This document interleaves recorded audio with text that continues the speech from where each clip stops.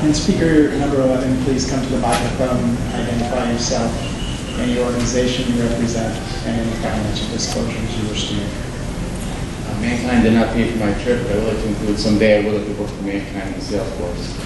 My name is Fenar. I'm a type 1 diabetic for 20 years now. I'm currently on the Dexcom, CGM, and the Medtronic pump. Thank you, Al Mann, for the Medtronic pump. I'm also on the NON Diabetic Research Foundation board. My last A1C was a 6.4, and that was my lowest ever. And it's only because of the technology out there now that has helped me get to that achievement. Diabetes is tough, as any type 1, type 2, and type 1.5 diabetic can tell you. By the way, a type 1.5 diabetic is a family member of someone who has diabetes.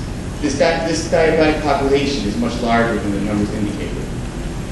I'm also, like I said, on the JDRF board, and our goal is to find a cure.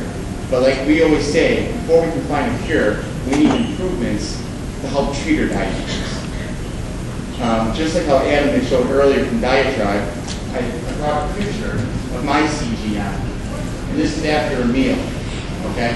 A typical meal, I have pasta, some red sauce, and some meatballs, and I typically don't bolus in my insulin prior to eating, because I'm afraid of I might over bolus or under bolus. So I typically do it towards the end of the meal. And as this is happening, my blood sugar rises. Now, like we talked about earlier, we want to stay within range. But it's tough, because once the meal is over, I then plug in my insulin to my Medtronic pump. It takes too long. We need a better, faster solution. In conclusion, from the movie Rudy, having dreams is what makes life tolerable, especially for diabetics. My dream, of course, is a cure. But before we can fight this autoimmune disease, we need different improvements, better standard of care. And today in front of us, we have the opportunity to make this happen.